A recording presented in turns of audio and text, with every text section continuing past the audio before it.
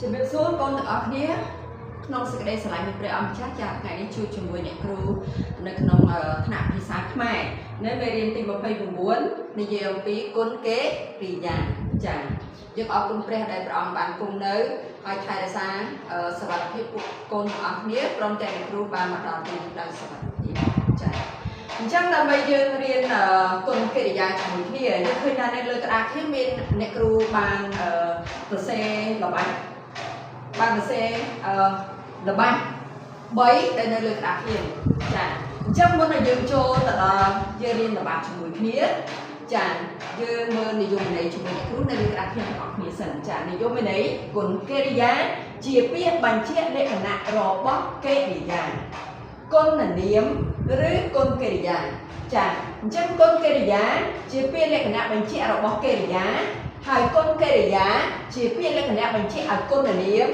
គុណកិរិយាជាពាក្យលក្ខណៈបញ្ជាក់ឲ្យគុណកិរិយានេះឯងចាជាពាក្យបញ្ជាក់លក្ខណៈបញ្ជាក់លក្ខណៈហ្នឹងឲ្យវាច្បាស់លាស់អញ្ចឹងយើងក៏លេខមើលនៅក្នុងល្បាច់ជាមួយអ្នកគ្រូវិញអញ្ចឹងយើងមើលចូលរកពាក្យគុណកិរិយានៅក្នុងល្បាច់ខាងក្រោមអញ្ចឹងយើងរកពាក្យគុណកិរិយានៅក្នុងល្បាច់ខាងក្រោមអញ្ចឹងយើងមើលបញ្ជាក់យ៉ាងម៉េចសំអាងទៅតាមនិយមន័យរបស់យើងគុណកិរិយាជាពាក្យបញ្ជាក់លក្ខណៈរបស់កិរិយាគុណកិរិយាជាពាក្យបញ្ជាក់លក្ខណៈរបស់គុណនាមហើយគុណកិរិយាជាពាក្យបញ្ជាក់លក្ខណៈរបស់គុណកិរិយាគ្នាអញ្ចឹងយើងមើលនៅក្នុងល្បាច់ជាមួយអ្នកគ្រូទាំងអស់គ្នាជីតាខ្ញុំហូបសម្លប្រៃណាស់ចាអញ្ចឹងយើងរកពាក្យគុណកិរិយាយ៉ាងម៉េចណាអញ្ចឹងយើងតាមដានជាមួយអ្នកគ្រូទាំងអស់គ្នាណាអញ្ចឹងជីតាខ្ញុំយើងមើលអ្នកគ្រូបញ្ជាក់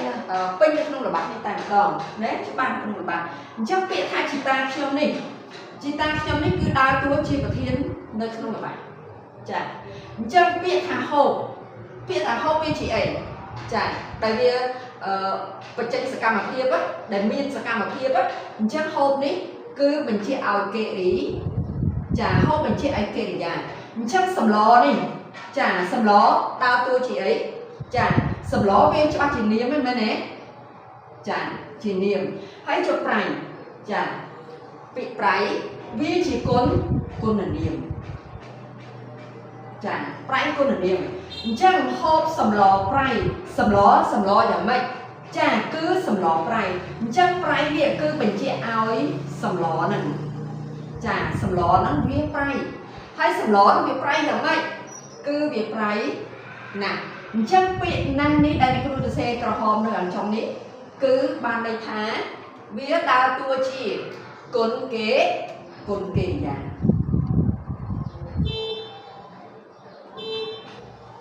ចាវាដើរតួជាគុណកិរិយាហើយក៏វាបញ្ជាក់ឲ្យសម្លប្រៃតនេះគាត់ចាឥឡូវយើងមើលទី2គាត់ពិសាទឹកច្រើនចាអញ្ចឹងពាក្យថាគាត់ណាគាត់នៅកន្លែងនេះគឺដើរតួជាប្រធាននៅក្នុងល្បាច់ហ្នឹងឯងគាត់ពិសា